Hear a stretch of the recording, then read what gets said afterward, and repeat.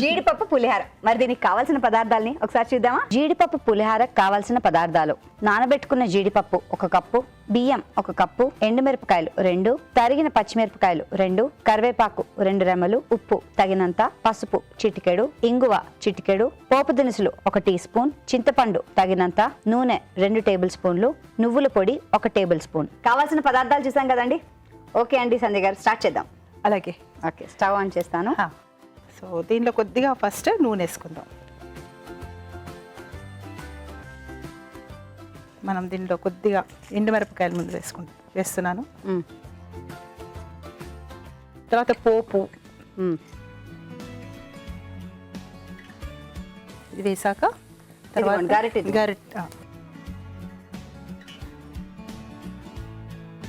So సంధ్య గారు, first చెప్పండి, మీ acting career కి అసలు ఎలా శ్రీకారం చుట్టారు? శేఖర్ కమల గారినే మనం థ్యాంక్స్ చెప్పుకోవాలి. ఓకే. ఎందుకంటే అనుకోకుండా నేను ముందు సైన్స్ జర్నలిస్ట్గా ఉండేదాన్ని. సో ఇదేం ప్లాన్ చేయలేదు, నేను అనుకోకుండానే ఇదంతా జరిగిపోయింది. నేను డాక్యుమెంటరీ ఫిల్మ్స్ చేసేదాన్ని. సో ఇది చేసుకుందామండి. ఇది ఎర్రగా అయిపోయాయి కదా. సో ఇప్పుడు ఇందులో కొద్దిగా తరిగిన మిరపకాయలు, తర్వాత కొంచెం కరివేపాకు, తర్వాత నేను కొద్దిగా ఇంగువ వేస్తున్నాను. ఇంగువ చాలా బాగుంటుంది. అండ్ ఇది అఫ్ కోర్స్ మన డైజెషన్ కూడా చాలా పనికొస్తుంది, బాగుంటుంది ఫ్లేవరు. అది అంటే పులిహార్కి ఆ స్పెషల్ జింగ్ అంటారే, అది ఇంగువే తీసుకొస్తుంది. తర్వాత కొద్దిగా పసుపు వేద్దాం. మరీ ఎక్కువ అక్కర్లేదు, లైట్గా సరిపోయినంత ఉప్పు. ఓకే.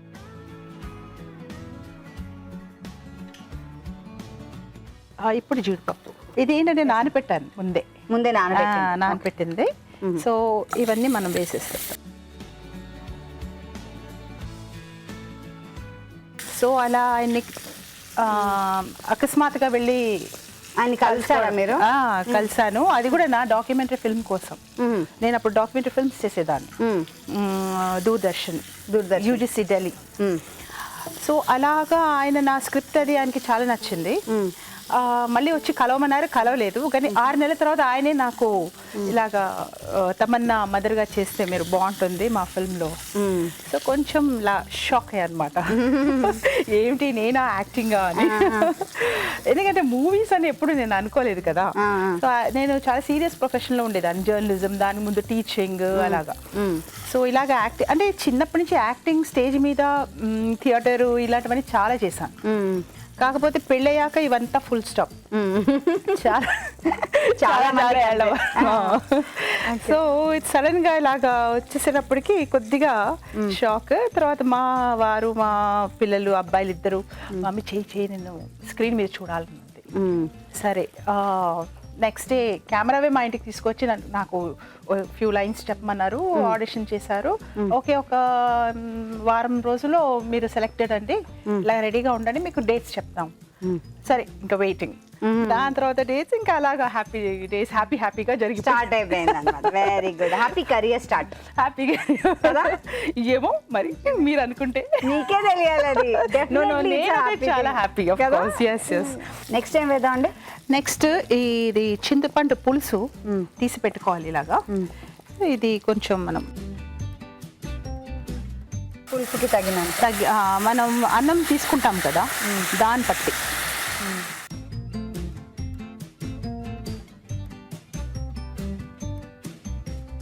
సో అలా హ్యాపీ డేస్ నుంచి స్టార్ట్ అయిన మీరు నెక్స్ట్ సినిమాలు అలా లైన్లో వచ్చేసాయా మీకు? ఒకటి తర్వాత ఒకటి. సో ఏదొస్తుంది ఏదో చేస్తూ పోయాను. ఒకటి ఏంటంటే నాకు అది ఒక వర్కింగ్ స్టేజ్ లాగా తీసుకున్నాను, వర్కింగ్ ప్లాట్ఫామ్. ఎందుకంటే ఇలాగ ఫార్మల్ ట్రైనింగ్ ఏమి లేదు కదా మనకి యాక్టింగ్ అది.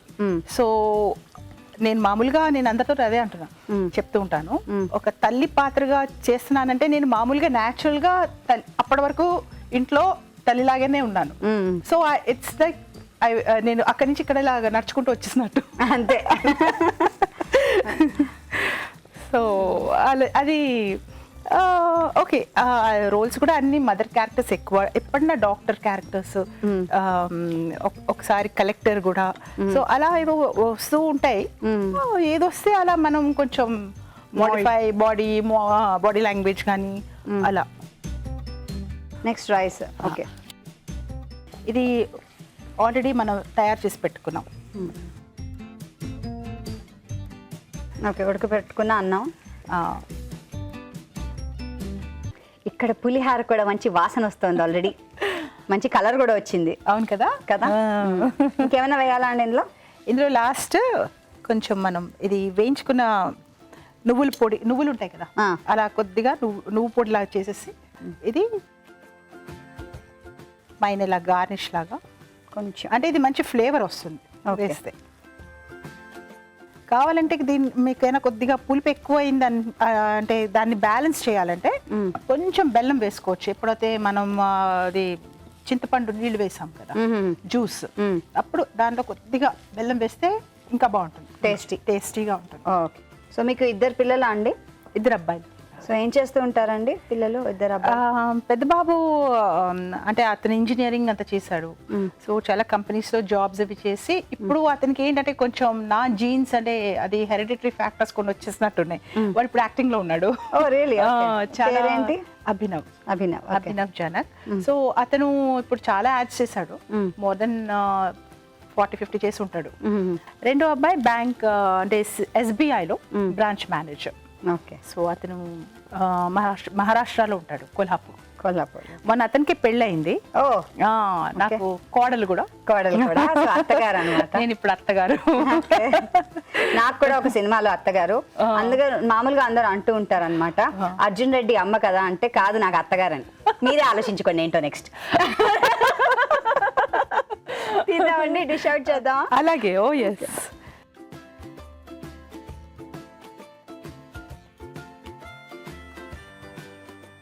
ఎత్తుకో.